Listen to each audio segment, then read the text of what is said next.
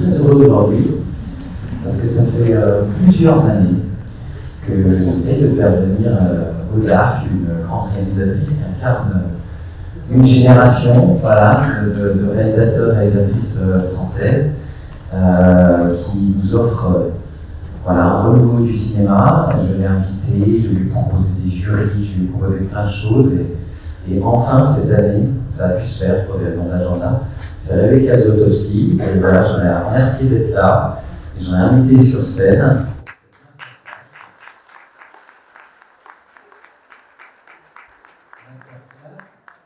Animé par, alors co-animé par celle qui incarne ici au festival tout le travail que l'on fait auprès des réalisatrices pour la mise en avant de ces réalisatrices du cinéma européen au travers du Lab Femmes de Cinéma qui organise des ateliers, qui maintenant fait même des podcasts. C'est Fabienne Sylvestre.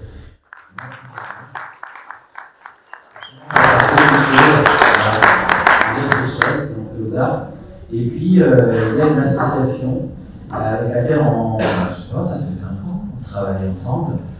C'est une association qui s'appelle Hors Champ.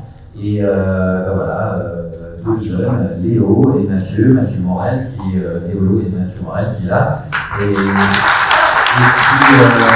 sommes en place depuis 5 ans avec des grands réalisateurs, des comédiens. Donc, ça va être un bel échange aujourd'hui, donc merci à vous trois. Je vous laisse la parole.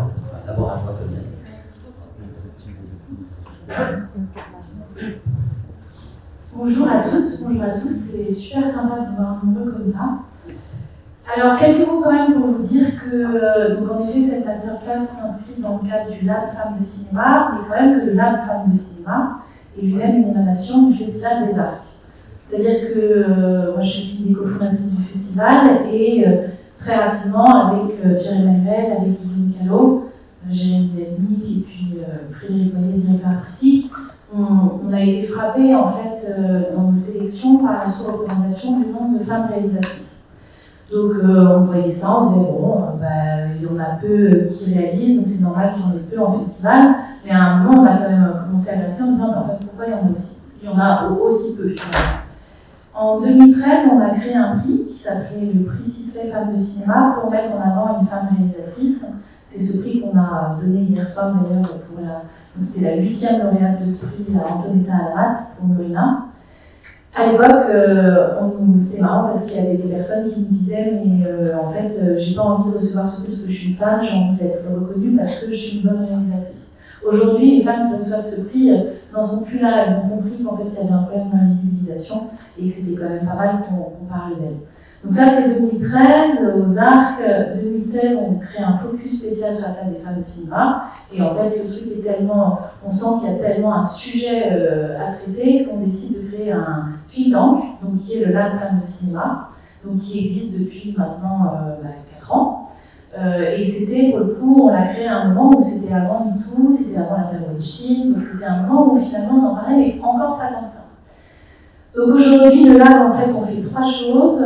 On fait des ateliers qu'on organise en intelligence collective pour en fait mobiliser des gens de toute la chaîne du cinéma sur ces problématiques.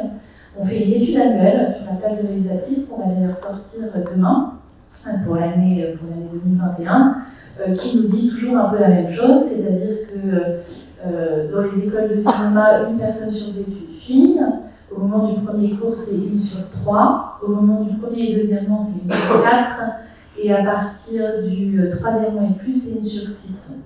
Sur les chiffres, ce qu'on va aussi annoncer demain, c'est que, en gros, en 2016, on était en moyenne européenne à 20% de femmes réalisatrices, très très loin de mon petit badge 50-50.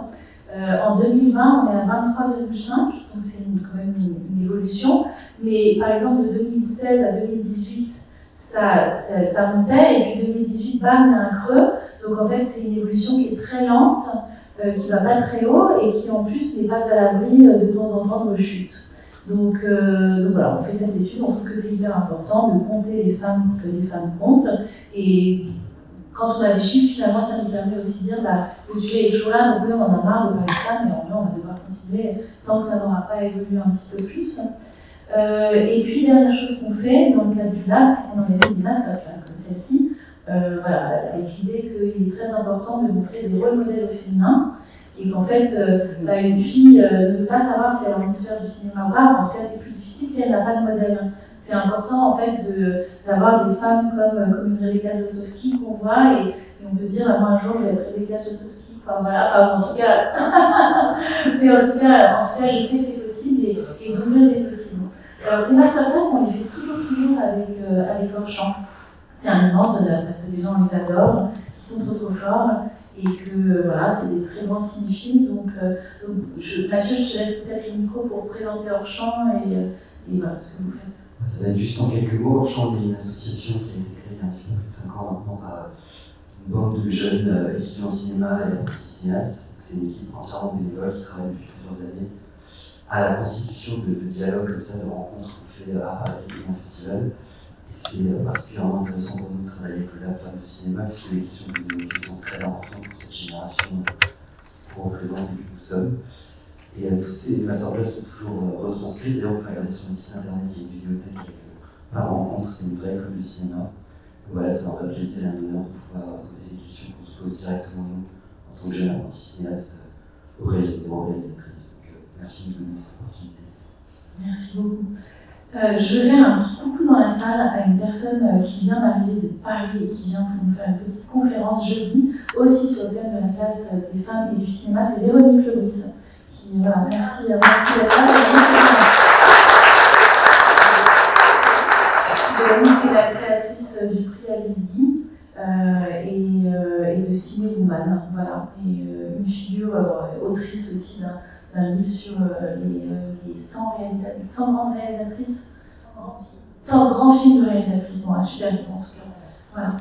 Donc revenez jeudi parce que c'est elle qui sera là jeudi pour 15h30 au même moment. On en vient à toi. Il y a des films dedans ou pas? Ouais. Je tenais, vous l'ayez pas lu? Non, je suis en train de on va commencer en fait par vous montrer une petite vidéo. Je te laisse la présenter, Mathieu, c'est quand même vous qui l'avez préparée. Alors c'est plutôt Léolo, dont vous voyez le nom ici, qui vient de la rencontre. Finalement c'est moi, c'est Léolo qui est le fondateur de notre association, qui a monté un petit film hommage au cinéma avec Zlotowski, qu'on a introduit sur cette discussion.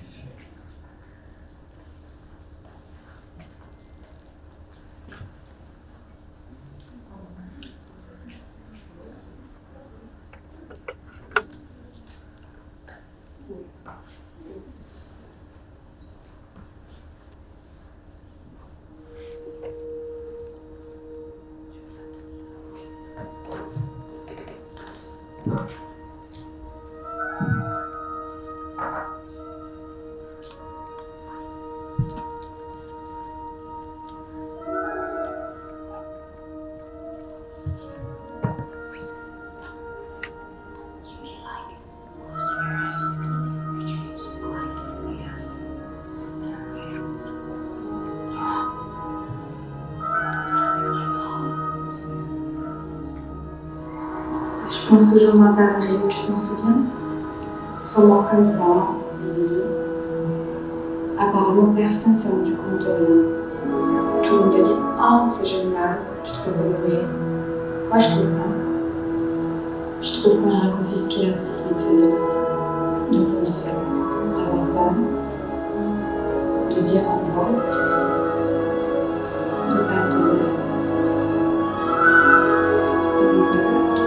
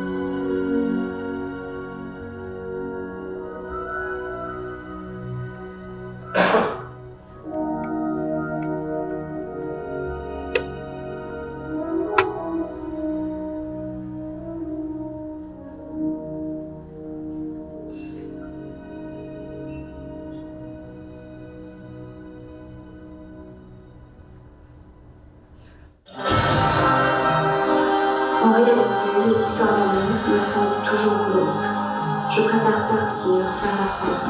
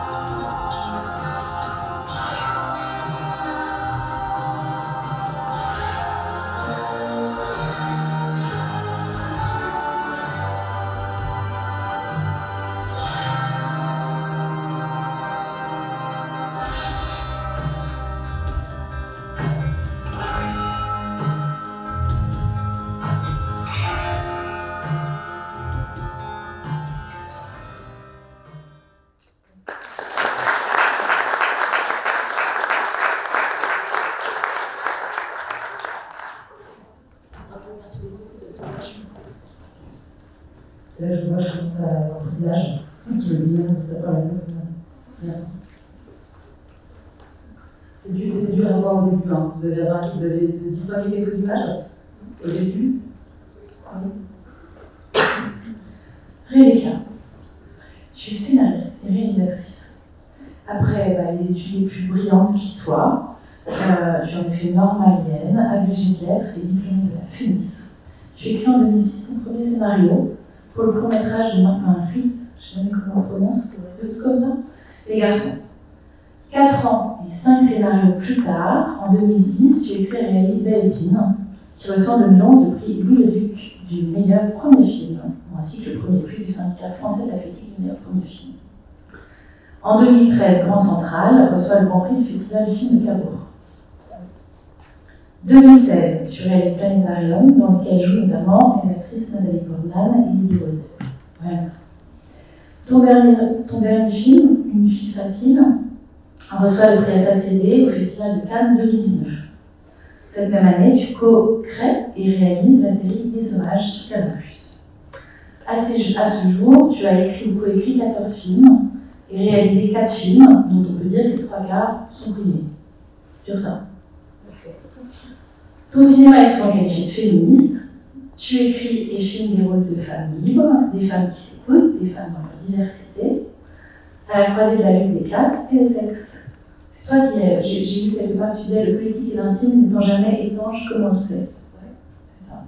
Tu es membre du collectif 50-50 et très engagé donc, sur ces thématiques liées aux stéréotypes et aux inégalités de genre dans le cinéma. Je me rappelle de ces assises il y a quelques années. Donc cette jeune femme-là se lève, prend le micro flamboyante et là nous fait un discours qui était quand même assez long, je crois, mais surtout d'une puissance complètement inouïe. Vraiment, je m'étais dit, il y a vraiment derrière un souffle de la pensée, beaucoup de structuration. Moi, je présentais juste après une étude avec des chiffres, j'étais comme ça, je peux vous dire.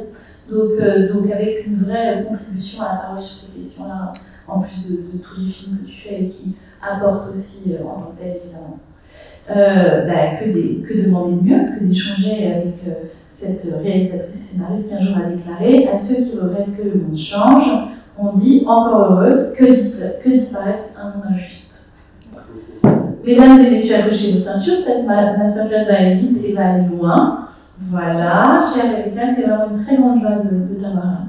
Mathieu, je te laisse le privilège de la première question. Avec plaisir. Allez. J'ai remarqué dans tes films, Rebecca, que les personnages disent souvent la vérité, mais on a l'impression qu'ils mentent. Ce qui amène quand même la question de la légitimité. Et je me demandais si, dans ton parcours, c'est une question qui s'est posée, la légitimité. On attaque dur. Bonjour à tous. Je remarque que vous êtes pas très âgés. Vous êtes étudiant en cinéma. Vous avez la moitié d'étudiants en cinéma ici. D'accord, ah oui, beaucoup. Qui veut réaliser? Qui veut arrêter tout de suite? Qui veut écrire? Qui veut écrire ce qu'il réalise? Okay. Et qui se dirait sous les films?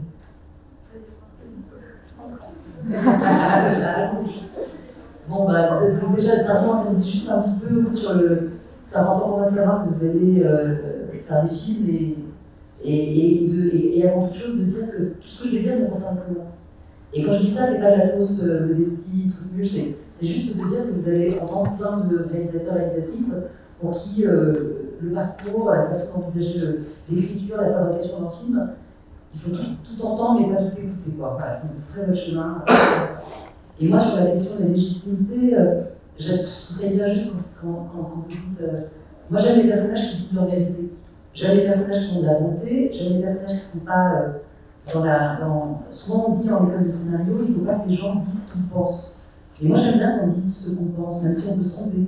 Parce qu'il existe toujours chez un personnage deux types de désirs. Il y a le désir conscient et le désir inconscient.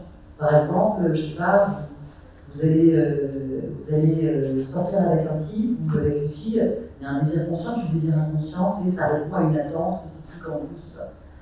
Est-ce que je me suis sentie légitime? Oui. J'ai mis du temps à me sentir légitime pour faire des films.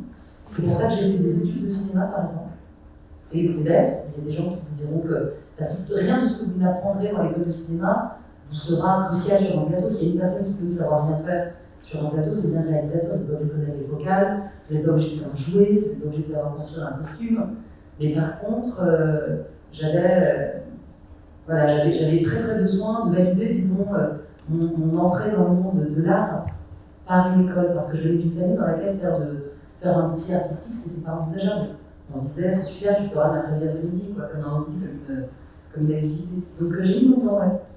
Et puis j'avais mon petit plafond vert aussi à l'époque, parce que je me souviens que j'ai commencé à faire des films en me disant, j'ai commencé la féministe en me disant, j'espère que je vais rencontrer un cinéaste qui va tomber amoureux de moi. Et je serai sa scénariste, et son éminence de dans le monde. Vraiment, on est vraiment. Il y a du Moyen-Âge, le mieux qui pouvait m'arriver, c'était qu'un homme puisse m'aimer et que ses grands films soient faits en secret par moi. Ok, donc un petit députirage là derrière, du coup, je pense que je ne sais même pas si ça me fait parce que les deux générations, c'est hors sujet. Mais voilà, donc j'ai mis ce petit trajet, effectivement, j'ai commencé par des études très académiques, et puis progressivement, j'ai pris confiance. Ça a été un long process. Alors vous voyez, j'ai pas vraiment de problème de confiance. Donc malgré ça, ça m'a pris du temps. Je ne sais pas si j'ai répondu à ta question. À quel moment, parce que en effet tu fais quand même un sacré détour par les études, à quel moment tu te dis j'ai envie de travailler dans le cinéma, j'ai envie d'être réalisatrice, j'ai envie d'être scénariste? Est-ce que c'est un désir que tu as toujours eu et que tu as transporté sur non?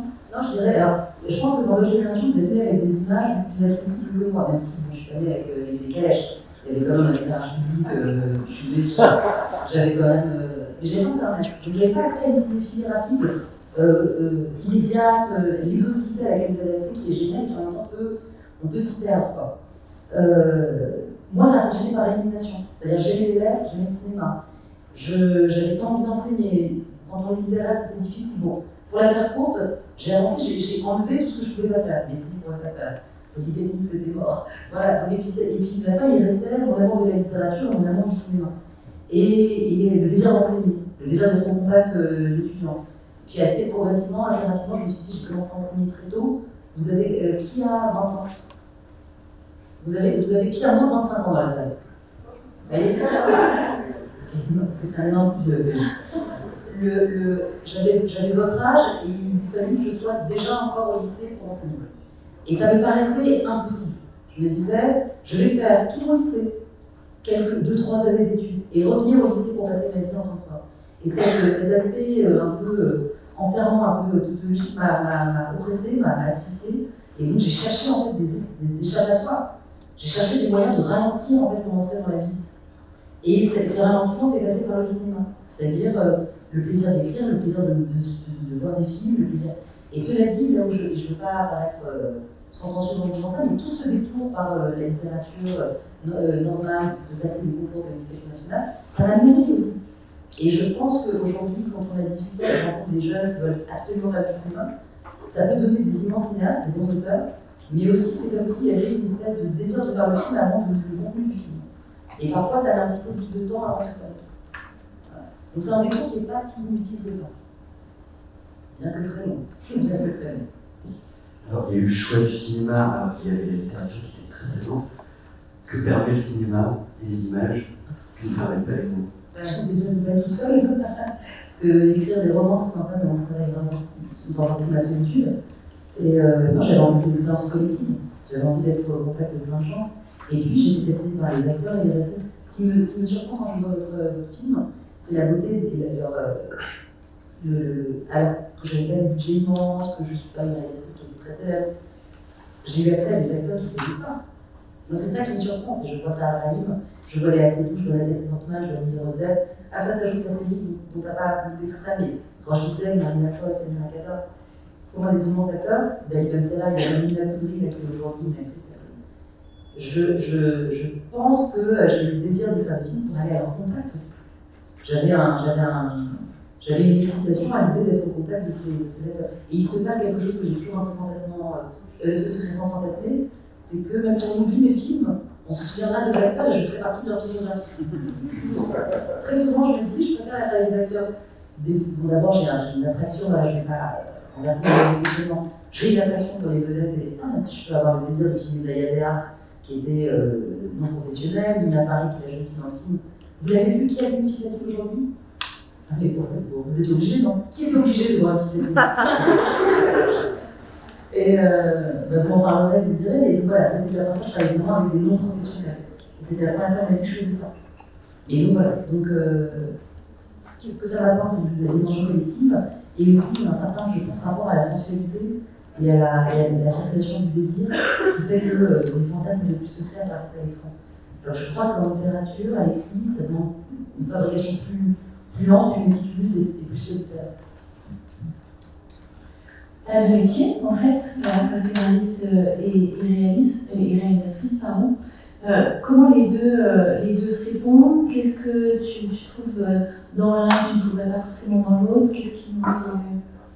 C'est très difficile comme question, parce qu'en France, c'est très difficile de réaliser des films que vous n'écrivez pas.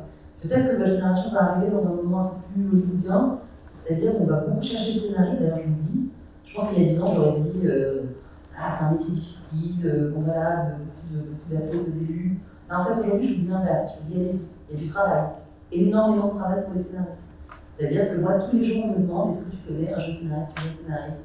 On a besoin, il y a 10 fois plus de demandes de contenu entre toutes les plateformes de cinéma que de gens qui sont capables d'en écrire et d'en écrire bien. Vous avez votre place, donc allez-y. Ensuite, c'est vrai que le passage par l'écriture est encore nécessaire en France parce qu'on finance les projets de films, les scénarios sont financés par l'écrit. Donc c'est pour ça qu'il y a tant d'élèves qui sortent du scénario, du département scénario de la FEMIS, qui font leur film, c'est pas qu'on est plus brillant, plus metteur en scène, non, c'est qu'on sort et qu'on a déjà un scénario qui est écrit, donc on a une étape en avance. Et on a su l'écrire, alors qu'il y a des metteurs en scène géniaux, mais ils sont assez laborieux à l'écriture et ça se finance moins facilement. Donc on passe déjà encore par l'écriture.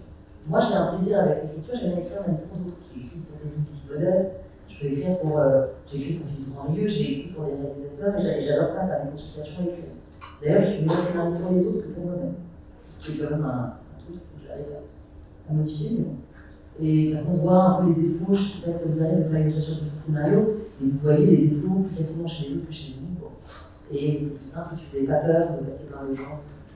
Mais donc voilà, donc me questionner sur la pratique de scénariste, c'est une questionner sur la pratique de réalisatrice, tout est très imbriqué.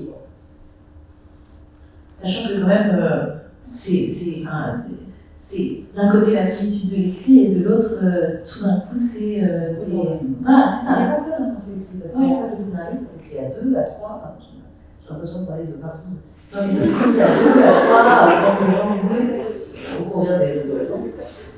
Non, mais c'est vrai, il y a quelque chose il y a quelque chose de collectif, d'une équipe. En vérité, toutes les questions que vous vous posez quand vous faites un film, elles existent déjà à l'écriture, ça se résout jamais, rarement au tournage, et au moment du montage, vous pleurez.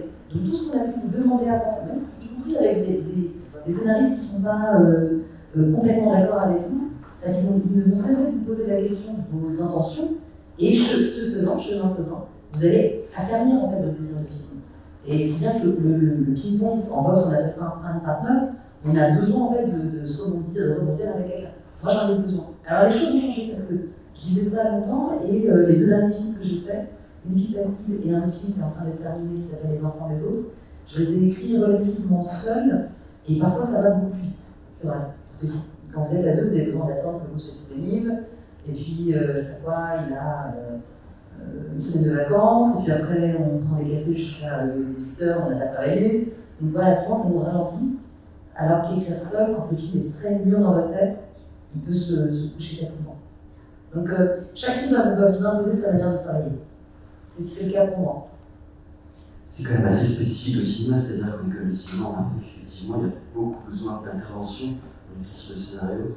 Alors, on n'a pas forcément l'impression que ce soit le cas chez les littéraires. Alors, pourquoi le cinéma nécessite tout le temps d'avoir l'avis des uns des autres? Est-ce que ça se construit forcément avec le regard des autres? Qu'est-ce que vous en pensez? Moi, je crois oui. Je crois que le principe, disons qu'un cinéma qui ne plairait qu'à soi aurait quelque chose d'élitaire et d'élitiste et de contraignant et puis de peu généreux.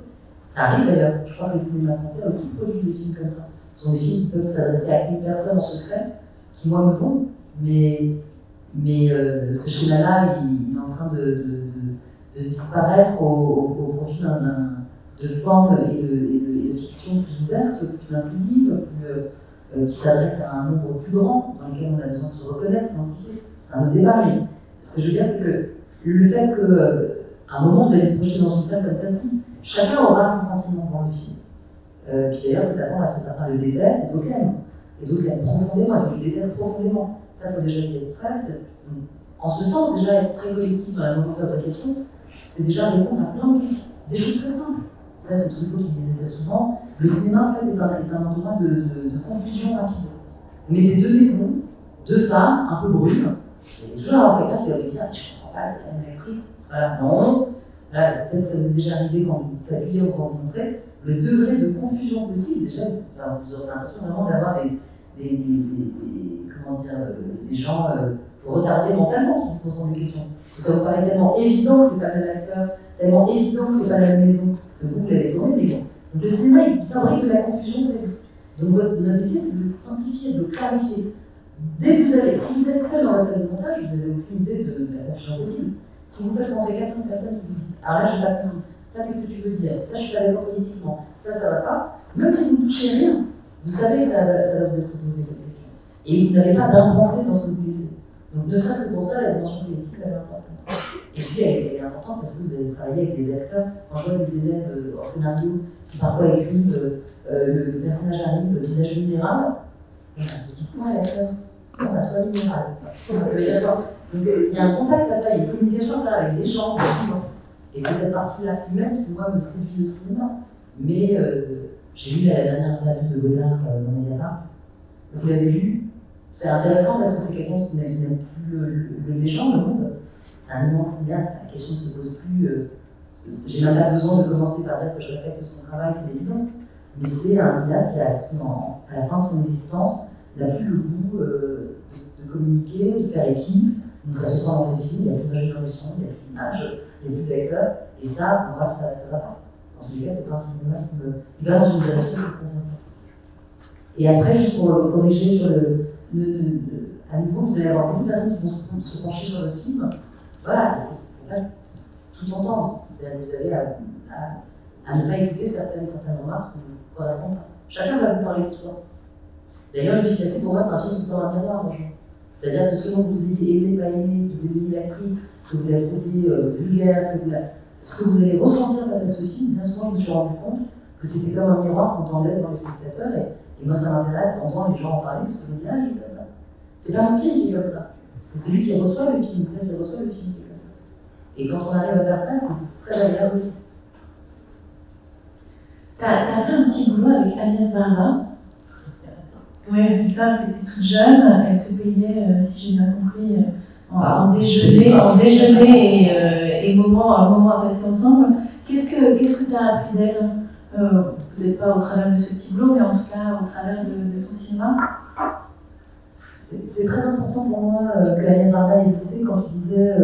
C'est vrai que moi je viens quand même en fait encore d'une génération où les femmes réalisatrices elles n'étaient pas si nombreuses dans le champ. Et là, quand je vois quand une fille comme Juliette Ducournau reçoit la Palme d'Or, je me dis j'aurais 16-17 ans aujourd'hui, mais déjà c'est une claque de voir la fille super belle, le film de genre, la Palme d'Or et tout. On se dit ça fait envie, ça donne envie de suivre, c'est possible de suivre. Alors que donc, Agnès Varda était, pas forcément physiquement, mais elle était quand même, c'est une femme à qui on pouvait avoir envie de ressembler. Moi, dans la génération, il y avait quand même Denis Polski, il y avait Catherine Corsini, il existait Marie Laveau, il existait des femmes cinéastes, mais aujourd'hui, voilà, elles n'ont pas la même notoriété que les hommes.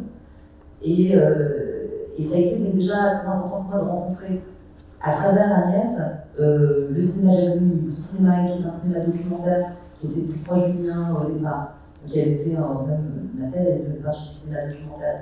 Claude 5 et 7, c'est super important pour moi. Et j'aimais son intelligence, tout simplement. C'est la première femme qui me disait, voilà, c'était une réalisatrice qui, sa vie entière, c'était de fabriquer des films. Après, elle le faisait d'une manière plus artisanale, alors que moi, j'ai toujours aimé la fiction. Et j'ai toujours aimé le moment du tournage où on tourne et puis après, c'est fini. Les documentaristes, c'est des gens qui passent leur vie à. Elle en parle dans ses films, c'est vraiment les glaneurs et la glaneuse. C'est aller chercher des petits bouts d'images, aller chercher tout ça, c'est une méticulosité que moi, je n'ai pas du tout, je suis plus. Voilà, j'ai besoin que ça aille plus vite et tout. Mais j'ai aimé son contact, j'ai aimé son intelligence, j'ai aimé ses films. Je crois que c'est vraiment ce qu'elle a fait en fiction. J'ai adoré Le Bonheur et Claude 5 et 7. Le Bonheur, c'est un film d'Agnès Varda qui est peu connu et qui est formidable. Il faut vraiment, si vous avez l'occasion de le voir. C'est marrant, tout à l'heure, Lolo disait que Zaya lui faisait penser à l'actrice que donc Claude 5 et 7. Dans son parler, il y a quelque chose comme ça qui revient un peu de cette époque qu'elle nous avait. Et j'ai retenu une chose que vous avez dit, vous avez dit que j'ai une immaturité sentimentale qui fait que je n'ai pas toujours les épaules psychiques de mon ambition morale. Alors attendez, est-ce que vous avez bien compris? Parce que moi-même j'ai du mal. J'ai une immaturité sentimentale. J'ai pas les épaules psychiques de mon moral. De mon ambition morale. Ouais. Je me demandais si c'était pas un peu le propre de tous les artistes à essayer de faire valoir des ambitions, qu'elles soient morales, artistiques, même politiques. Et de jongler avec une très très grande sensibilité. Ben oui. Donc est-ce que, je l'aurais dit, est-ce qu'on s'explique cette phrase? En gros, j'ai des ambitions morales très grandes, très vertueuses, très pures, et parfois qui peuvent aller dans la provocation, mais psychiquement, ça me fait les boules. Après, j'ai pas les épaules de temps en temps d'assumer ce que ma morale en fait m'amène à faire. Donc je souffre de choses, par exemple quand je montre un film trop personnel, La Lépine, c'est un film, c'est un des premiers films que j'ai fait avec Léa Seydoux, dans lequel il se passe des trucs très intimes, et c'est compliqué de faire un cinéma dans lequel vous vous racontez. C'est compliqué de raconter des choses très personnelles parce que sur le coup, vous en aurez très envie et après il va falloir le montrer.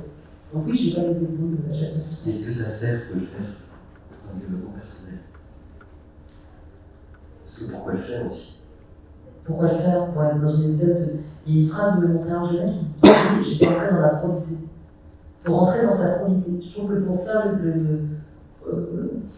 pour faire ce à quoi on est destiné, alors là c'est une dimension hyper romantique à la création, mais pour essayer d'être, je ne sais pas dire le mot sincère, pour essayer d'avoir une démarche en tous les cas d'engagement total dans son travail, je trouve qu'il faut le faire.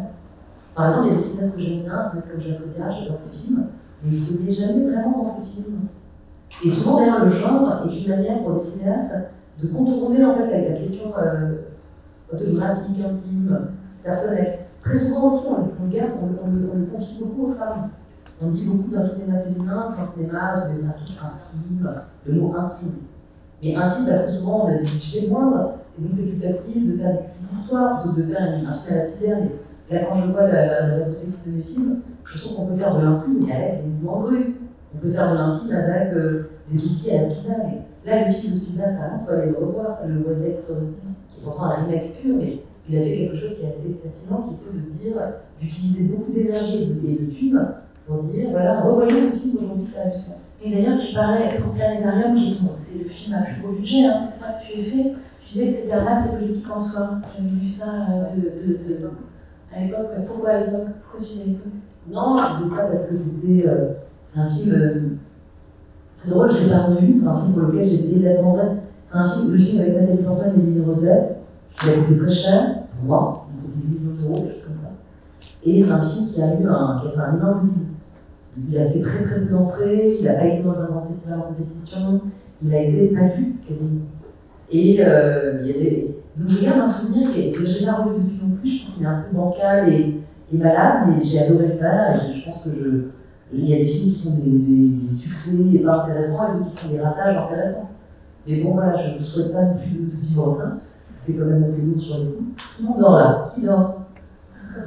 Il y a 8 têtes qui sont redressées, je les ai réveillées. Je les ai réveillés. Pourquoi vous skiez, c'est ça? C'est du vin chaud. Non, mais c'est vrai que c'est très agréable dehors en ce moment. Il fait beau, il y a des pistes, c'est beau.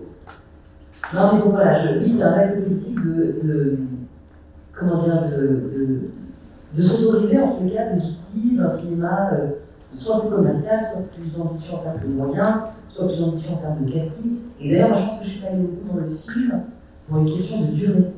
Je sais que le film il était prélimité à 2h30, et le prélimitage c'est Wall Street, il va lire le scénario, il va dire le film à la fin il va durer un temps. En fonction du tournage, soit il dure autant, soit il dure moins, soit il dure plus. Et moi très souvent les films durent moins que le moment où ils sont limités. Parce que je n'ose pas faire un long. J'ai toujours peur d'embêter, j'ai toujours peur qu'on soit trop lent. Alors qu'en vérité, les Chiche, quand il fait La vie d'Adèle, c'est formidable et ça dure hyper longtemps. Et personne ne se dit, dans la scène de montage avec les Chiche, là, peut-être que les gens vont s'ennuyer, il s'en fout. Il assume, il va au bout, c'est 3 heures, 2 heures, 3 heures de film. Là, les films, vous voyez. Et moi, je pense que j'ai été en même temps immodeste avec le budget des actrices, mais j'ai pas osé aller jusqu'à faire un film qui durait 2h30. Et avec une erreur, parfois, vous verrez avec vos montages, vous avez l'impression que vous vous faites chier, donc vous coupez. Mais c'est une erreur. Parfois, quand on s'ennuie, il faut rallonger. Et ça, je l'ai découvert trop tard. Donc, je crois que le film, c'était ça. C'était immodeste, mais pas jusqu'au bout. On était quand même un peu scolaire. Il fallait que ça fasse moins de 2 heures. Et c'est une erreur. Alors, j'ai une question un peu spécifique sur l'écriture. Quand on m'a enseigné le scénario à la FEMIS aussi, j'ai évoqué le fait que j'avais du mal à écrire des personnages féminins. On m'a dit, écris un personnage masculin et change le nom à la fin. Et je me suis demandé justement à qui je pense beaucoup, et du coup je voulais savoir, je ne sais pas quoi en penser. Je pense que c'est pas une mauvaise idée. En tous les cas, c'est certain que. Alors ça dépend évidemment si c'est l'histoire je sais pas, il y a de temps en temps soit des métiers, soit des rapports sexuels dans lesquels le fait que ce soit femme ou homme a beaucoup de sens. Si c'est pas le cas, en fait, c'est nécessaire. Ni en termes de métier, ni en termes de prérogatives, ni en termes d'ambition, ni en termes de caractère, le sexe ne doit être absolument déterminant. Et ça vous a libéré. Ça vous a permis d'écrire le personnage différemment et de s'identifier au personnage aussi. Bah, ça marche, c'est très bien. Moi, j'ai pas de problème à écrire des personnages d'hommes ou de femmes de manière indistincte, pour peu que je les vois comme des frères ou des sœurs à la fin. Je commence par des gens qui me sont très étrangers, type Zaya Della dans le film, qui est quand même l'opposé de ce que je suis, c'est vraiment la carte de l'avant. Elle est hyper sexuée, hyper dans le corps, très bimbo, très tout est donné. Moi, je suis passée par un état très mental et tout ça, mais à la toute fin du film, je la vois comme une sœur. Je comprends tout ce qu'elle ressent. Et donc peut-être que c'est ça, peut-être que c'est arriver à se projeter dans ces personnages, à s'identifier. Mais ce qui est sûr, c'est que si vous regardez le personnage en ne comprenant pas, ou en le méprisant, ou en ne l'aimant pas, vraiment, ça fait rarement un vrai personnage. Question sur les images manquantes. Iris Bray développe ce concept en disant que les images manquantes, c'est toutes les personnes en fait, qu'on ne voit pas devant l'écran. Est-ce que toi, tu as un sentiment comme ça d'image manquante aujourd'hui encore et de quelle manière est-ce que tu explores ce territoire? Alors, moi, je vais répondre d'une manière un peu détournée, parce que je pense que quand Iris Bray parle de ça, elle parle de physique, de visage, d'acteurs, d'ethnie, de couleur de peau, de religion qui sont représentées, ni les noirs, ni les arabes, ni les musulmans, ni les trans, et ni les homosexuels, femmes, hommes. Il y a une espèce de pénurie là-dessus. Il y a très peu de films dans lesquels je les vois. Donc ça, c'est, je pense, ce à quoi je pense. Mais je partage évidemment le même constat, qui est qu'il manque encore des centaines, enfin c'est plutôt, on a un moment un peu exceptionnel où il va y avoir plein de fictions qui vont arriver et qui vont raconter des histoires qu'on ne connaissait pas, avec des corps et des visages qu'on ne connaît pas. Des gros. Là, c'est la première discrimination, les regards des gens gros. Voilà. Mais moi, je vais répondre différemment parce que le dernier film que j'ai fait, Les enfants des autres, c'est sur une fonction qui est en gros une femme qui est une belle-mère. Je sais pas, si vous avez des parents divorcés, vous avez peut-être une belle-mère ou un beau-père. Et souvent, en fait, ces personnages-là, on ne les voit pas trop à l'écran. Ou alors, c'est un peu la belle-mère du film de Disney, elle est méchante, elle a les enfants, elle est longue, elle est compliquée, etc. Et il n'existait pas une belle-mère qui, comme moi, l'expérience que j'en avais faite avec des beaux enfants, qui s'attachait vraiment beaucoup à ces enfants-là. Et les enfants l'aimaient vraiment bien, je crois. Et à la fin, par contre, l'histoire s'arrête, je crois.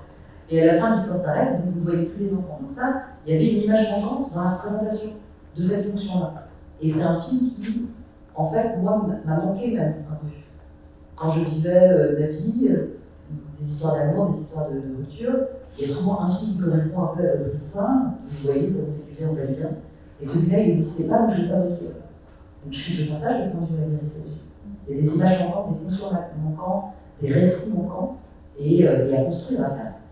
C'est aussi, on va pas tout ramener toujours au genre, mais pour le coup, c'est aussi des histoires de femmes.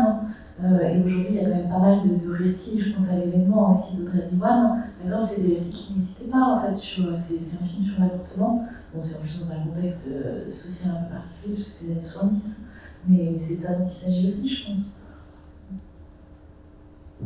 Alors, on parle souvent aux cinéastes de leurs références, plus tu as étudié le cinéma, donc tu es en capacité de parler sur plein de choses, mais je me demande quelle place ça a sur un tournage. Est-ce que les références elles sont là, ça dépense, ou est-ce que le geste est beaucoup plus instinctif, particulièrement dans la mise en scène? Non, c'est pas instinctif, moi j'ai bien travaillé. Moi j'ai bien beaucoup travaillé, ça me donne confiance. Non mais sans rire, ça a plein de gens qui me disent moi je fais un peu à l'instant, moi je n'arrive pas à travailler comme ça. Donc et souvent, ça m'arrivait à l'école de cinéma par exemple, d'avoir des camarades qui faisaient un court-métrage, on avait l'impression d'inventer la choucroute, et le film avait été fait il y a 30 ans par Godard. Donc c'est aussi à ça que ça sert d'avoir vu un petit peu avant, quand vous travaillez sur un sujet, dans un domaine, je fais deux choses. Moi, premièrement, je travaille un peu comme journaliste au départ. Ça dépend du sujet, mais quand je suis grand central avec Darwin, ça se passe dans l'univers du nucléaire, et je fais tout un travail de recherche quasi journalistique au départ, c'est-à-dire quand on ne vient pas de ce milieu-là, j'y vais, je vois, et d'ailleurs ça fait partie du désir de faire une vie, c'est d'ouvrir des portes que je ne connais pas, ou dans lesquelles on ne m'inclut pas, ou dans lesquelles on n'est pas attendu. Donc beaucoup de documentation que je fais circuler à mon équipe, et ensuite de la circulation d'images de référence, et parfois, on a souvent travaillé avec un directeur artistique. Et ça existe vachement aux États-Unis, pas beaucoup en France. Et je fais un truc très simple qui est, je dis des choses que j'aurais aimé qu'on me dise, mais c'est peut-être très.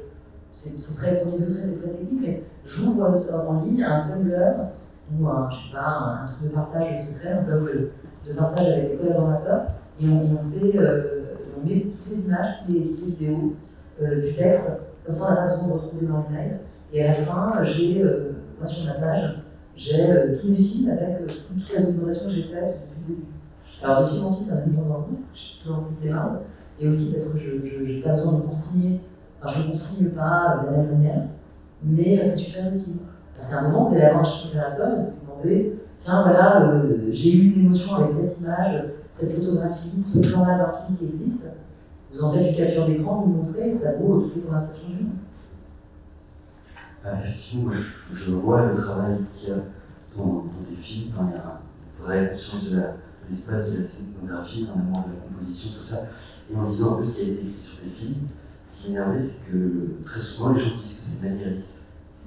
Alors je me demandais un peu d'où ça venait, j'avais parfois l'impression que si c'était quelqu'un d'autre qui l'avait fait, peut-être qu'il ne dirait pas ça non plus. Est-ce que tu penses que le fait d'être une femme, parfois, peut altérer la perception que les gens vont avoir du film, en tout cas du vieille du cinéma? Parce que c'est vrai que ce terme maniériste, pour beaucoup, il y en a d'autres qui travaillent énormément à leur plan aussi, et on ne va pas forcément dire ça. Je pense que tout ce qu'on est joue dans la perception de ce que les autres ont de vous. Moi, je pense que je ne suis pas qu'une fille, je suis une femme, mais une parisienne, mais une fille diplômée, et je parle comme ça, et je viens de telle origine socioculturelle, et j'ai un fort capital culturel, et je suis juive, il y a 150 façons d'accès pour les gens qui vous reçoivent de la même manière que vous allez être, pour quelqu'un, vous allez être un jeune, pour un autre, vous allez être un cinéphile, pour un autre, vous allez être un transfuge de classe, pour un autre, vous allez être un petit timide. Vous voyez, chacun, en fait, vous regarde en fonction de... Donc oui, le fait que je sois une femme a modifié la perception qu'ont eu certaines personnes de mes films. Et je pense que, mais pas forcément dans le mauvais sens, mais parfois dans le bon. Moi, je crois qu'une fille facile, ce film aurait dû être sexiste, c'était pas mal. Mais le fait d'être une femme, j'ai envie de dire, chèque. Voilà. C'est le moment où je peux faire. Le moment où je peux faire un film qui pourrait paraître sexiste, c'est maintenant. Voilà. Et je pense que par ailleurs, on n'aurait pas regardé quelqu'un d'autre, n'importe qui, une autre femme ou un autre homme, pas nécessairement un autre sexe que le mien, mais aurait sans doute regardé cette actrice différemment. Donc, après, c'est la question, pour pas tourner autour du pot, s'il y a eu du sexisme dans la réception des films, oui, de temps en temps, j'entends Eric Neuf au Masque et la Plume, je suis là, genre, je trouve que c'est concernant, ça peut y aller réellement. Ou alors j'ai lu de temps en temps dans Figaro des critiques où je me disais, tiens, c'est c'est dommage, il passe à côté il tient pas le bénéfice de son intelligence, et il passe à côté de vraiment d'ouvrir le capot de ce film, parce qu'il y a une espèce de déprise immédiate entre ce que je suis, ce que je représente, et mon film. Et donc voilà, c'est tant pis. Mais ça participe de la... Là aujourd'hui, je soupçonne que vous ne lisiez pas Le Monde, Le Figaro, Les Lunettes, vous n'écoutez pas Masquer la plume avant d'aller au cinéma, vous regardez plutôt les critiques sur Allociné, un peu de Twitter, un peu là. Donc ce qui s'est passé de l'automne, c'est qu'il y a eu un écart très grand du coup entre la critique telle qu'elle se vivait avant et aujourd'hui. C'est une industrie qui est plus en crise que notre industrie. Mais avec encore des grands plumes et des gens qui m'aiment beaucoup. Quand c'est bien fait, la critique, c'est bouleversant. Quand vous avez ou même vous, quand je vois le travail que vous faites pour voir nos films, pour nous les restituer, ça nous porte, ça l'aide à en faire l'autre. On se dit qu'on est reçu, qu'on a été vu et reçu. Mais globalement, oui, par exemple, Liane Selnov, qui est quelqu'un de super intelligent, et ses films sont littéraires, elle sera toujours arrogante et prétentieuse. Mais là, ma fille, elle est tellement tout ça. C'est l'opposé. Il y a des, je sais plus, il faut voir Illusion perdue de Xavier Giannini pour cette scène-là, c'est pas pour tout, mais pour cette scène-là où il est très en colère contre la critique, Xavier Giannini, on ne sait pas pourquoi il est très en colère, et il y a une scène dans laquelle il dénonce beaucoup de raccourcis que la critique peut faire, et qui tourne en gros en dérision de qualité. Voilà. Mais bon, c'est le jeu. Moi j'ai un proverbe qui me tient très à cœur, parce que ça me permet d'avancer dans ce métier, c'est qui monte au cocotier montre son derrière. C'est-à-dire que vous n'êtes pas obligé de vous exposer. C'est pas facile du tout ce proverbe. Mais c'est pas grave, on va dire français. C'est que vous vous exposez et puis les gens font un retour parfois violent. Le thème de la sororité revient souvent aussi dans tes films. L'année période, puis facile aussi, d'une certaine manière. En quoi est-ce que c'est une notion à laquelle tu es. C'est une notion qui dit quoi en fait? Qui me dit quoi? D'abord, j'ai une sœur. J'ai une grande sœur, donc c'est vrai que très souvent, quand je pense à l'adolescence et à l'enfance, je pense qu'on grandit avec, dans une petite communauté qui a déjà la cellule de la communauté de ses grands sœurs et ses grands frères, donc ses frères et sœurs. Qui est une communauté qui m'a construit, qui m'a fabriqué. Je pense que, et donc ma sœur et moi, on a perdu notre mère assez jeune, plutôt jeune enfant, et on a eu un lien qui est un lien voilà, fort de sœur à sœur, même si on n'est pas les plus proches. Mais je sais que c'est elle qui m'a donné beaucoup de confiance en moi. J'avais une grande sœur qui me disait, mais tout va bien se passer, tu vas réussir tes concours, et je crois que je les ai réussi parce que quelqu'un y a cru. Donc voilà, ça c'est, et c'est comme un paradigme qui c'est ensuite, je crois que quand on est côte à côte, qu'on se donne confiance les uns les autres, notamment entre femmes, on avance plus vite et plus fort que lorsqu'on est seul. Ça c'est certain. Et après j'ai toujours aimé l'amitié. L'amitié prend une place importante dans la vie, parfois plus que l'amour. J'ai des amis qui sont là pour toujours, et je crois que autant dans le travail que dans la possibilité d'exister, c'est notre porte de sortie. Quoi. Et dans l'industrie, dans le métier dans lequel tu es, est-ce que tu sais quand tu fabriques 50-50 avec Céline il y a énormément de cinéastes de la génération qui nous ont rejoints, de Valérie Donzelli, Gaël Kivéveré, Liane Selnov, j'en parlais, Juliette Corneau. En fait, et puis c'est drôle parce qu'on se connaît. Je crois que la mère de Liane Selnov était ma prof de philo au lycée. La mère de Juliette Corneau était ma chimique. Parce que la sœur, je sais pas, Cynthia était à la Félice avec moi. On est tout ça. C'est vraiment une génération qui s'est fréquentée depuis longtemps. Et c'est important je dirais, on constate qu'on fait une espèce de vague, quoi, une génération de femmes françaises cinéastes, Audrey Divois qui vient d'avoir le Lion d'Or, qui suit le film, et je crois qu'on est fort de ça. En tous les cas, la France a pu produire ça. Ces derniers temps, la France a produit une génération de femmes cinéastes qui ont entre 30 et 45 ans et qui sont fortes à l'étranger aussi. Alors, tu parles de l'importance des liens amicaux, est-ce que justement ce ne serait pas carrément le sujet de toute ta filmographie? Parce que c'est vrai que les liens amoureux, amicaux et familiaux sont presque mis à la même échelle, en fait, sont écrits et filmés de la même manière. Oui, c'est vrai. Mais je ne sais pas trop comment dire ça, parce que ça fait partie de ce qu'on disait au tout début. J'aime bien les gens qui sont pas dans le cinéma, par exemple. Il y a un cinéma qui existe aujourd'hui, qui est un cinéma un peu de blogueurs, Ça peut créer des films géniaux, des films dans lesquels les passages sont super intenses. En général, le héros ou l'héroïne est incompris. Les gens autour sont des gros cons, n'ont pas compris ce qu'ils ressentaient, et ça s'engueule très fort dans les familles, et ça part dans des... Et en fait, c'est un cinéma qui peut me séduire, parce que je trouve qu'il y a une puissance, une énergie. Je pense au cinéma de Maïwan ou de Xavier Dolan, et vraiment, je suis fort parfois en mise en scène, que je ne serais pas capable de faire. Et en même temps, je ne reconnais pas ces modes de fonctionnement. Je ne reconnais pas cette grille d'émotions. Moi, je suis dans une vie dans laquelle les gens se veulent du bien, et malgré tout, on se fait du mal. Mais ça commence par se comprendre et s'aimer et essayer vraiment. Et à la fin, bon, ça part en toupie. Mais on a quand même des rapports, pas dans la colère, pas dans l'hystérisation de l'émotion. La pensée qui est responsable, j'ai aussi profondément du cinéma, c'est qu'il y a une forme de son émotion vient de l'intelligence et de la pensée. Et la pensée peut créer une émotion très forte. Plus forte que de personnes qui se mettent à s'engueuler dans une cuisine et se jeter des trucs à la figure. Même si c'est dur à faire aussi de personnes dans une cuisine qui se jettent des trucs à la figure. Mais c'est mon proche. Tu parles de comment sont tes personnages et à la fin du Fille Facile, Magimel dit c'est pas une question de principe, c'est une question de valeur, et toi tu en as beaucoup. Je trouve cette question très intéressante. Qu'est-ce qui chez toi fait la valeur d'un personnage? Qu'est-ce qui fait la valeur des gens en général? Déjà, ils en ont tous, j'ai l'impression, dans le... Ça serait très difficile d'écrire un personnage sans valeur. Ou alors un personnage, même le milliardaire brésilien dans Une Fille Facile, qui est clairement un type qui cherche qui se trompe, qui a de la lâcheté, même lui a une valeur. Quand il parle du banquier anarchiste de Péchoa, il raconte ce trajet-là de la monnaie, de la valeur, de la fausse monnaie. J'ai fait une film il y a longtemps, mais dans mon souvenir, c'est malgré tout quelqu'un qui a de la valeur. Je crois que, je sais pas, c'est l'un des sujets du cinéma même. C'est d'arriver à regarder des étrangers, les filmer comme des frères et sœurs qui ont de la valeur. Et je crois que, précisément aussi dans Une Fille Facile, comme cette actrice Léa qui était vraiment considérée comme moins que rien, a été considérée comme une traînée, une fille qui avait. Et puis il y avait beaucoup de la méchanceté de la part de tout le monde. Des femmes, y compris, pas seulement des hommes. Des femmes musulmanes, des copines à moi musulmanes qui s'étaient dit c'est impossible, c'est comme si elles représentaient l'Algérie, c'est comme si elles représentaient un trajet de prostitution qui était infamant. Moi, je trouve que c'est une fille hyper élégante, bien plus élégante par exemple que quelqu'un comme Nabila, qui rencontre Nigérien. Je trouve que c'est vraiment une femme d'affaires qui fait son trajet. Mais je ne comprenais pas en fait le deux poids deux mesures. Je ne comprenais pas que d'un côté il y ait quelqu'un qui passe dans les réseaux sociaux de manière totalement évidente et morale. Donc le trajet de la valeur il se pose. Il se pose dans l'espace médiatique, il se pose. Et si une chose qu'on peut faire avec le cinéma, c'est de regarder des figures, des personnages, des acteurs, des actrices, et en leur redonnant leur valeur, en les regardant dans la valeur qu'ils ont, on aura réussi. Sans ça, c'est politique.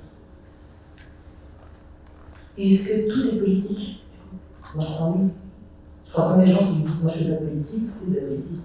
Ça veut dire j'ai une idée politique. Et je crois surtout que. Après, ça, c'est un slogan très, très connu des féministes des années 70, les grandes signes politiques. Mais oui, votre façon de vivre, votre façon de mener votre vie, votre façon d'être indépendant financièrement ou pas, de toucher vos partenaires, c'est politique. Je crois oui. Mais vous êtes une génération quand même assez politisée, je trouve. Sur les questions, vous avez pas mal de leçons à nous donner sur les questions de climat, de genre, d'économie. J'espère. Je vous mets beaucoup la pression là. Vous ressentez de manière. C'est bien parce qu'il va être le moment de vous passer le micro pour le temps des questions. Oh là là. Il y a quelque chose qui se passe. Est-ce que ça va réveiller les gens? Une question. Ah. Et je vais vous le un petit peu pour que je vois le visage. Bonjour. Bonjour. Est-ce que vous choisissez les acteurs ou c'est les acteurs qui les donnent? D'abord, c'est moi qui parfois, je dois les convaincre. Hein. Ouais, je dois les convaincre. Ça dépend, il y a des acteurs. En fait, je choisis des acteurs qui ont bien envie de moi. Je vais pas avoir des acteurs dont je me dis ils n'ont pas du tout envie de faire partie des films. Je ressens, par les petits tropismes, des choses qui circulent. On se rend dans un festival, il y a un petit texto qu'on vous envoie parce qu'on a vu votre film, vous les croisez, et puis là, c'est un peu comme en annonce, c'est très rare, avant d'être complètement heureux de même, d'être attiré par quelqu'un que vous n'attirez pas du tout. En général, il y a un petit truc qui se passe à deux. Enfin, on espère, enfin, c'est pas le consentement, ça fait. Mais oui, les acteurs sont consentants. C'est un peu des deux. Il y a des acteurs que je vois, je me dis, tiens, il faudrait. Camille Lelouch, par exemple, qui est, vous avez vu, ça m'a fait bizarre de revoir ce plan, qui est un peu dans lequel elle se rase la tête, c'est un petit tout premier plan. Camille Lelouch, elle était serveuse dans un café dans lequel je travaillais. Moi, je travaillais pas au café, je travaillais dans le café. J'écrivais et elle était là tous les jours, et moi tous les jours. Et au bout d'un moment, je n'arrivais pas à la voir, elle me faisait trop rire. Je la trouvais charmante, je la trouvais intense. Elle ne voulait pas être actrice, elle voulait être chanteuse. C'est-à-dire, elle chante, non? Et elle a fait de l'humour, elle a fait du stand-up, et il y a des chanteuses, elle voulait vraiment chanter, composer. Et j'ai commencé à écrire un rôle, et je me suis dit, non, mais attends, je n'arrive pas à voir ce visage de cette fille dans le rôle. Et j'ai fini par lui proposer le rôle, et voilà, là, je suis vraiment. C'est un cas comme ça. Qui, à mon avis, est le fantasme d'ailleurs de tous les serveurs. Oui, genre, je suis dans un café, et puis le réalisateur arrive, il propose un premier rôle. Mais oui, disons qu'au fur et à mesure, mais il faut se méfier des acteurs, il faut toujours être à l'affût. Je pense que la flèche du désir, ça doit toujours être du réalisateur vers l'acteur. C'est-à-dire que même là aujourd'hui, vous voyez toutes les actrices qui font d'énormes pubs, parfums, tout ça, cosmétique, c'est devenu un business qui est un business dont vous avez même presque du mal à imaginer qu'il n'existait pas avant. Et il y avait, et je peux en parler d'autant plus facilement que, par exemple, quand j'ai fait de l'intérieur, il y avait Nathalie Portman et Lily Rosette qui étaient toutes les deux, quand j'allais prendre l'avion, dans un aéroport, vous avez Nathalie Portman en aussi grand que ça, et Lily Rosette en aussi grand que ça, l'une pour Dior, l'une pour Chanel, le masque. Et le film a fait 80 000 entrées. Ce que je veux dire, c'est que c'était pas lié, leur dimension, voilà. Bon, d'une part, et de deux, de temps en temps, voir le visage. Bon, alors, en l'occurrence, c'est des actrices que j'adore, bellissime, et avec lesquelles j'aurais travaillé à recommencer. Mais de voir le visage d'acteur qui s'impose à tout le temps, plutôt que d'avoir le désir de les découvrir au cinéma, dans le mystère de certains personnages, ça modifie un peu notre désir.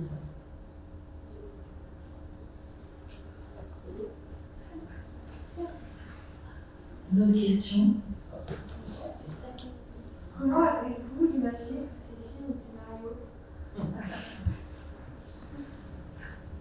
Ça part de. Vous avez vu ça sur votre cahier.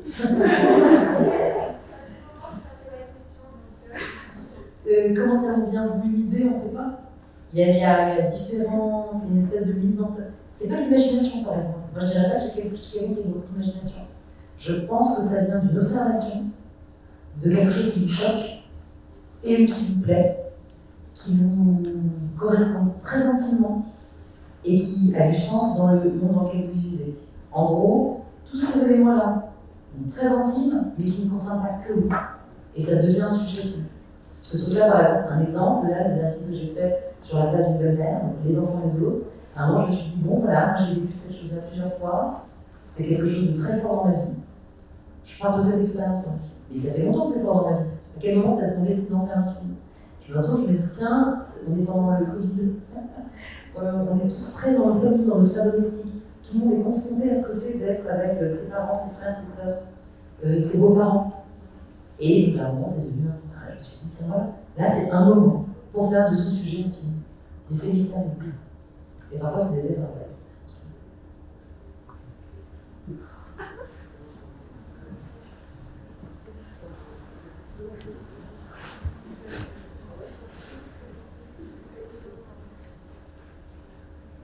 C'était quoi le but d'une vie facile? Le but? D'une vie facile. Mais le but dans quel sens? Le message? Ouais. Mais vous savez, je pense que j'en ai un petit peu parlé là quand je parle de regarder une actrice avec en lui redonnant de la valeur. C'était ça au départ. Au départ, en fait, c'était elle me plaisait, il y avait une différence énorme entre ce que moi je ressentais d'elle et ce que le monde ressentait d'elle, ou me donnait à voir d'elle. Et il y avait beaucoup de mépris, manque d'intérêt total pour elle de la part de plein de gens, mais en même temps, tout le monde en parlait. Elle était quand même sur Twitter, sur Internet, sur machin, tout le monde avait son avis, les gens la connaissaient, machin, etc. Et moi, j'ai décidé de la regarder différemment. Après, si vous parlez d'un but ou d'un message, c'est pas ma façon de considérer le cinéma. Il y a une phrase de Proust que j'aime bien qui dit une œuvre d'art avec un message, c'est un peu comme un cadeau sur lequel on aurait oublié le prix. C'est vulgaire. Et puis, c'est pas le but. C'est-à-dire que le but, c'est de faire cadeau, c'est de faire un plaisir, et pas raconter que ça nous a coûté.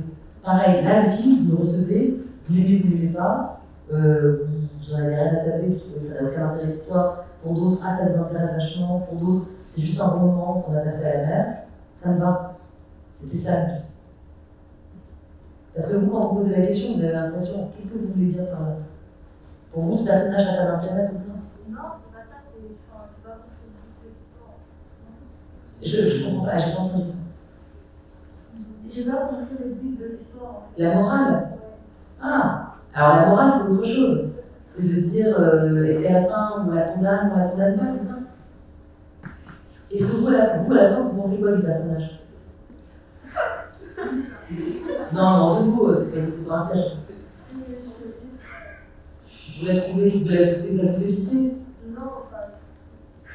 Je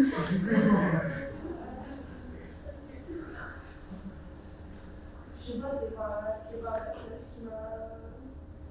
Ça m'a un peu dégoûté, mais. Elle, vous êtes qui, Isaiah ou Mina Farid? Qu'est-ce qui vous fait rire là, par exemple? En tous les cas, on a réaction, mais c'est une réaction comme une autre. Bah attendez, soit vous me parlez, soit vous ne parlez pas, c'est là j'entends pas. C'est une réaction comme une autre. C'est à la fin, bon voilà, le personnage vous plaît, vous ne plaît pas, c'est comme ça. Et en termes de morale, non, il n'y avait pas vraiment de morale à la fin. L'idée en tous les cas, c'est faire ce petit trajet et de réagir. Bon, après, malgré tout, il y a même de la défense de mon côté. Ce qui est certain, c'est que je n'ai pas le désir de l'enfoncer. Et pareil pour la jeune fille, parce que l'héroïne, en vrai, c'est pas Zaya, c'est la jeune fille qui est sa cousine. Et bon, c'est un film comme ça, c'est comme une carte postale. Vous le recevez, vous la recevez. Après, juste pour donner un avis qui est très personnel pour le coup, je pense beaucoup, effectivement, au travers du fait que Zaya dégage une image très particulière auprès de toute la France, c'est de montrer aussi que l'intelligence et même la question féministe peut surgir n'importe où, en fait, et dans n'importe quelle femme, je pense. Elle est mesurée, Zaya, parce que c'est quand même le trajet d'une échelonneuse, c'est-à-dire des filles qui l'étaient, vont faire recevoir un sac, un truc. Moi, je trouve que ça peut être fait avec tendresse, avec romance, avec cynisme. Elle le faisait particulièrement sans cynisme.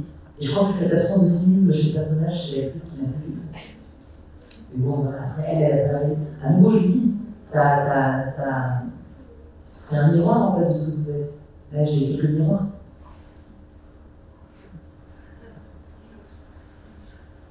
Et Zaya avait un peu réfléchi d'ailleurs à ça, sur le fait d'être de dégager le sentiment de dégoût, comme vous disiez. Elle disait qu'elle avait envie d'être respectée, et notamment quand elle oublie une niche. Quand elle parlait du film, elle parlait beaucoup de ça. Et c'est ce que je dis, c'est souvent les femmes qui sont les plus virulentes à son égard. Je pense qu'il y a un désir secret, en même temps une identification qui fait peur, la peur d'être. Et puis un rapport à la sexualité aussi qui est très personnel. À la beauté aussi. C'est quoi les films qui vous ont le plus inspiré pour tous vos films depuis le début et même aujourd'hui? Il y en a plein. Les plus marquants. Les films auxquels je reviens souvent. Il y en a plein. Ce qui est hyper bien, c'est que chaque film en fait, me donne l'occasion de redécouvrir 5, 6, 10 films qui m'ont marqué entre l'adolescence et le moment des études. Je ne pourrais pas répondre. Parce que je vais répondre, et après je vais répondre ça, non, je dis ça, et plutôt que ça et ça, si je vous parle de néoréalisme italien pour je sais pas, j'ai une passion pour la post-synchronisation. Les filles qui sont post-synchronisées, ça va mieux. Donc les personnages parlent, on sent qu'ils sont que le son est décollé. J'ai une passion pour la comédie, la comédie américaine, comédie des années 30-40, pour les comédies du mariage, pour la comédie musicale à la Nelly. J'ai une passion pour le cinéma français de la nouvelle vague. Et globalement, j'adore le cinéma français. C'est-à-dire que souvent, pendant longtemps, j'allais plus voir un film français même médiocre qu'un film américain même génial. Je sais pas pourquoi. Parce que j'aimais bien les acteurs, quoi. Genre, j'allais voir, je ne dis pas les noms des films en question, pour plus, mais j'allais voir pour avoir un peu pour savoir comment j'allais en parler, les lire. Et puis, et en même temps, j'aimais beaucoup le cinéma de genre américain, j'aimais beaucoup les thrillers érotiques. Et le prochain film que j'ai fait, c'est un thriller érotique. Parce que je me suis dit, ça fait tellement longtemps que j'en ai pas vu de bien, et il n'existe pas en France, et je sens que j'ai un désir en tout cas de faire quelque chose d'autre. Donc, ça va de la révolte à. Mais si je devais citer les gens qui, pour moi, ont été le plus en maîtrise de leur art et m'ont donné le plus d'émotions en me racontant que le cinéma pouvait être un art et une langue, c'est Fellini et Lynch. Je dirais que c'est vraiment dans la dimension plastique et clair de lune quelque part dans le milieu. C'est-à-dire des gens qui vous proposent des œuvres, alors là, pour le coup, on ne comprend rien. Il n'y a pas de but, hein, le voyez pas. On ne comprend pas, ça dégoûte, c'est étrange, c'est mystérieux, c'est plastique, ça vous attire pas. C'est effectivement Lynch, Fellini et voilà, je m'en oubliais plein, des plus expérimentaux ou plus mainstream. Tu nous donnes quand même un ou deux films réalisés par des femmes que tu adores et qui sont des références pour toi, que tu peux conseiller en fait, tout simplement. Le bonheur d'Agnès Varda, je dis ça parce que je pense qu'ils l'ont vu. Le bonheur d'Agnès Varda, c'est vraiment un film auquel elle est en parfaite maîtrise de ses outils. C'est très surprenant, on ne comprend pas parce qu'il y a un deuil, mais en même temps c'est vécu avec bonheur. C'est inattendu de bout en bout et c'est une intelligence totale. Et il faut l'entendre aussi parler du film. Parce qu'elle parle du film vraiment, elle a fait pareil des questions, des gens. Et on ne comprend pas, quand on dit des gros, ça va. Voilà. Et elle répond vraiment sur tous les terrains, sur le terrain de la musique, sur le terrain de la mise en scène. On comprend que tout est orchestré. Il y a un autre film, alors peut-être moins connu aussi, je dis ça pour les enfin, j'aurais dû préparer, peut-être quand on va me demander ce que j'en ai plein. Il y a le cinéma de Dorothy Asner, qui est un cinéma méconnu, mais qui est hollywoodienne, bossy en pantalon des années 30, et qui a fait un film qui s'appelle Girl Dance Alone. Et ça a été sorti en fait c'est un travail de ressortir des films de femmes dans les années 30-40. Et plus récemment, je pense au film de Céline Sciamma, je pense au film de Justine Triet, moi j'adore. Moi j'adore Sibylle de Justine Triet. C'est vraiment un film que je trouve super beau. Plein de films faits très récemment, qui ont été faits par les femmes de ma génération. Mais voilà, pour retrouver Dorothée Asner et les films de On prend peut-être une ou deux dernières questions. Oula, ça y est. C'est la fin de la sieste. Vincent?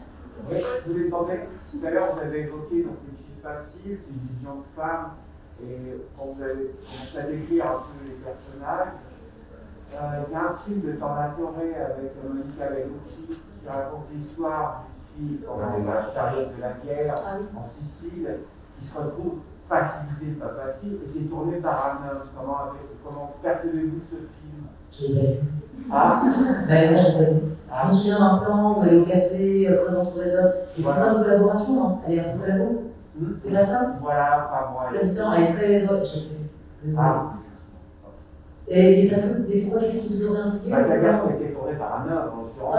Il y a des filles du cinéma italien, par exemple. Tu fais portrait d'une femme, qui se retrouve dans une situation effroyable. Mais j'espère bien, à la fin, il n'y a pas de. Ça ne pose aucun problème. Non seulement ça ne pose aucun problème, mais ça m'intéresse. Pour prendre un film italien, c'est un film, ça s'appelle, je la connaissais bien.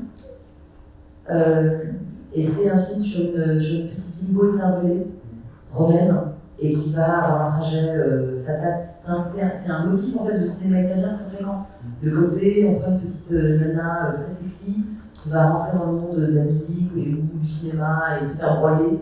C'est un sujet assez italien et ça a été beaucoup regardé par des hommes. Même s'il existait une scénariste dont on parle très peu, qui est géniale, qui s'appelle Suso Cecchi D'Amico, qui est la scénariste de Bonicelli, la scénariste de Visconti, la scénariste d'Antonioni, c'est une femme de compositeur aussi musique, qui a été à l'origine des plus grands scénarios psychologiques italiens. On la connaît peu. Donc ça pourrait c'est aussi des scénarios qui ont été coécrits par des femmes, mais peut-être celui-là en question et ça ne pose aucun problème. En gros, pour la faire courte, je crois qu'il n'y a absolument aucun problème à l'idée de saisir un sujet pour que ce soit un homme, une femme, finalement un homme, une femme, il faut juste que le film soit bien, quoi. Ça renvoie aussi à la notion du female gaze, et en fait un homme peut tout à fait avoir un regard qui soit un regard, par exemple on dit toujours que Titanic, qui a été complètement réalisé par un homme, en fait est un film qui a le female gaze justement, c'est-à-dire que tout le film se place du point de vue de l'actrice en fait, et non pas au travers d'un regard éventuellement scopique masculin. Il reste des questions, ouais. J'avais une question. Est-ce que dans le film, vous êtes en partenariat avec Chanel? Oui, il y a un partenariat effectivement avec Chanel pour le sac, et je veux dire pourquoi. Parce que ça fait partie de. Et pourquoi ça vous intrigue? Oui. En fait, c'était très difficile. Il y a un rapport du matérialisme en fait, de cette actrice, ce personnage. Le personnage il est matérialiste, il aime les objets de marque, ça fait partie du personnage de vouloir se faire donner, offrir de la marque, du clinquant, quelque chose qui soit cher, etc. Et sauf que du fait de l'opprobre qu'avait Zaya dans l'espace public, c'était hyper difficile d'avoir que les costumières en fait obtiennent un sac Gucci ou un sac. Et les seuls qui ont bien voulu nous j'étais aussi quand on est une boutique, vous savez, quand on fait des films à 1 million d'euros, on a une espèce de ficelle, quoi. Donc il faut. La boutique de luxe, en fait, c'est un espace qui fait ça. On a fait 2 axes pour que ça ne se voit pas. Et bref, on avait besoin d'un lieu qui soit la boutique de luxe, on avait besoin de sacs de luxe et de vêtements de luxe pour elle, et personne ne voulait nous les prêter, sauf Chanel. Donc ils ont été partenaires à ce moment-là. Bonjour, moi je voulais vous demander par rapport au personnage. Bonjour, par rapport au personnage, je trouvais qu'il correspondait beaucoup à des clichés et je voulais savoir si c'était une volonté ou si c'était pas forcément voulu. Bah, cliché, j'espère pas, mais l'archétype, ouais, un peu. Ça, quand on est sympa avec soi-même, on dit c'est très archétypal, et quand on est méchant avec soi-même, on dit c'est bien cliché.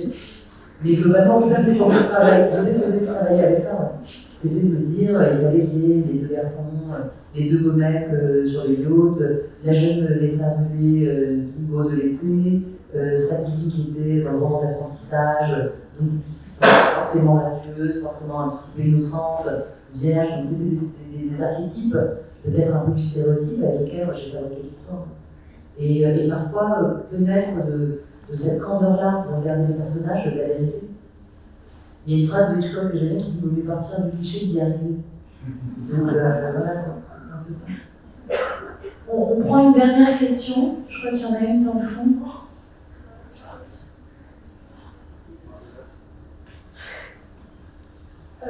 Alors la question est un peu bizarre, mais pour les scènes érotiques, c'était vraiment tourné ou c'était pour simplement... Non, c'était... Alors ça dépend s'il y a eu des pénétrations longues, mais c'était vraiment tourné. Genre dans le bateau. Ouais. Vous pensez à la scène, après la scène où elle lui met un doigt dans le cul ou la scène Alors, important, pardon, si je dis ça de manière politique, de manière très grossière, je suis désolée. Et c'était important en fait, cette scène par exemple, il y a 2 scènes qui sont égaux. Une scène, je fais exprès, je sais pas, c'est genre, vous êtes tous les je trouve ça. Ils ont envoyé quand même, qui a vu Sex Education sur Netflix? Ah, les amis, vous avez vu bien pire que ça.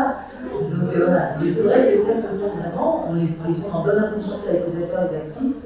J'ai posé la question à Zaya, Léa avant, et Lopez. Voilà, moi j'ai besoin qu'on filme 2 scènes de sexe importantes.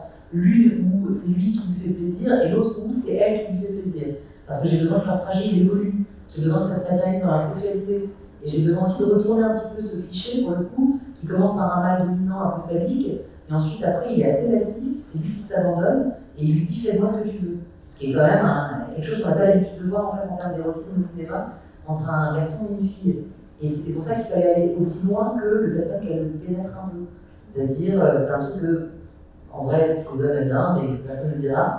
Mais c'est vraiment, ça a suscité des conversations quand même avec les distributeurs et les vendeurs. Et donc l'idée, c'est ça, c'est qu'au moment où on le fait, elle ne le fait pas pour de vrai. Mais les caresses, les baisers qui se font, voilà, c'est évidemment les acteurs qui donnent Ouais. Attendez, excusez-moi, ça me choque.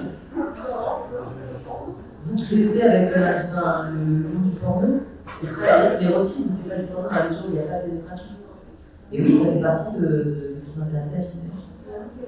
Et oui, les acteurs l'acceptent beaucoup, bien sûr. Ça fait partie, je pense, de leur désir pour certains de faire ce métier. Mais il faut que ce soit toujours très justifié. En tout cas, si la question c'est est-ce que c'est arbitraire, je suis en train de faire vos questions quand même. Pour des gens qui vont faire du cinéma. Pas vous? Ah là, ça fait du cinéma avec peur. Je me suis dit c'est de la question.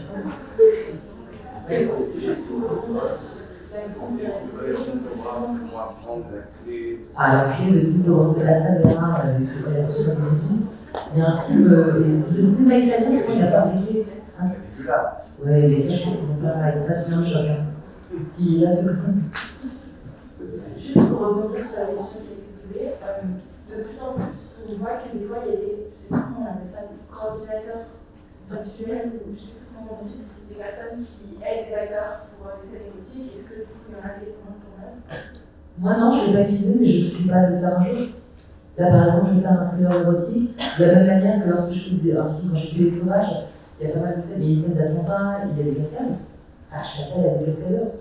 Et je l'appelle à des cascadeurs pour que les gens se fassent pas mal, pour avoir une scénographie du truc très précise, pour que les gens ne se fassent pas mal et pour que tout le monde sache à quoi s'attendre. C'est exactement ce que les acteurs sont en droit d'attendre d'une scène érotique. Maintenant, c'est vrai que il se trouve que c'est marrant que j'ai répondu à ces questions-là souvent, parce que ça, c'est genre dites ça des réalisateurs de 60 ans aujourd'hui. On a besoin de coordinateurs pour expliquer ce qu'on veut dire à nos acteurs. Ils le vivent comme quelque chose de très contraignant. Moi, je ne le vis pas du tout comme quelque chose de contraignant. Je le vis comme, voilà, on a des collaborateurs, vous avez un collaborateur au costume, au décor, de la DA, pourquoi pas aux scènes érotiques. Mais jusqu'à présent, je n'en ai pas eu besoin parce que les quelques scènes dont j'avais besoin, elles étaient tellement justifiées par le scénario que mes acteurs, il n'y avait pas de conversation trop compliquée. Ils me le donnaient facilement et moi j'acclimatais en fonction de Tarek, par exemple, je ne voulais pas du tout se mettre nu.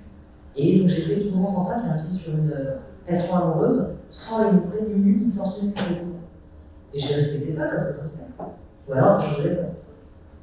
Une petite dernière question, Mathieu. Non, ma question pour conclure, je pense qu'en plus tu voulais sûrement poser la même Fabienne à un moment. Toi, tu poses souvent la question quel conseil tu donnerais à une jeune fille qui veut devenir cinéaste? On se pose la question plus largement, donc quel conseil tu donnerais à une personne qui veut devenir cinéaste ou scénariste? Alors, ce serait pas un conseil, c'est un appel, quoi. Ça vous attend. C'est vraiment, j'ai le temps de voir vos films, de vous croiser dans les festivals. Et je le sais parce que moi, quand j'étais étudiante, j'étais à 152 ans, et je voyais des gens qui me disaient mais ouais, mais toi, attends, je serai là bientôt, tout ça. Et en fait, je les écoutais, je me disais, c'est fou, comment est-ce qu'on peut être aussi confiant dans ce qu'on dit, enfin là, c'est l'impression dont on parlait tout à l'heure. Bref, tout ça pour dire que voilà, vous avez une place énorme qui vous attend, beaucoup de contenu, beaucoup de choses à défendre aussi. Je dirais de peut-être pas lâcher le cinéma au profit des fictions, de la série uniquement. Moi j'ai une question. À travers votre film, qu'est-ce que vous avez essayé de faire ressentir? Parce que personnellement, le film? Parce que personnellement, à travers ce film, c'est assez confus. J'ai compris le but du film, mais j'ai pas. Il y a plein de messages en vrai. Mais c'est grave, c'est pas ça. Non, c'est pas grave, mais la question c'est qu'est-ce que vous. J'ai un peu répondu là déjà tout à l'heure, c'est-à-dire j'avais envie moi de regarder cette actrice différemment, j'avais envie de faire un trajet d'émancipation différent, j'avais envie aussi de passer un été sur la Côte d'Azur. C'est juste un film dans lequel on était dans une douceur, dans un récit d'été, comme ce sont des films que moi j'aime voir. Et tout ça, ça a donné ce film-là. Ni plus ni moins. Allez-y, c'est la dernière. Comment on parle ce message que vous avez dit qu'en fait, il a changé, je crois que non, je sais pas si c'est ça que vous avez dit, mais les autres, du coup, ils le voient d'une autre manière que vous la voyez. Du coup, mais vous la voyez comment? Je sais pas si vous avez dit ça. En tout cas, on va terminer ce débat parce que n'hésitez pas à venir me parler après. Il y a quelque chose qui crée ça. Et qui crée, on la déteste, elle me dégoûte, c'est un monstre, elle se passe aussi, elle me plaît, je la trouve, je trouve que c'est une cheveux, je trouve que c'est une fille formidable, je trouve qu'elle est gracieuse. C'est ça qui m'intéresse. C'est ça que ça faisait parler des gens. Ça veut dire réagir à ça. Le sentiment que j'ai au travers de ton cinéma et de ta personne, c'est qu'à chaque fois que vous posez une question, tu la renvoies, et finalement c'est un peu comme ton cinéma, on le voit, et en fait ça nous interroge. Et donc c'est le côté toujours ping-pong comme ça, qui est tellement enrichissant et qui met en action en fait la personne qui voit. Merci beaucoup Rebecca.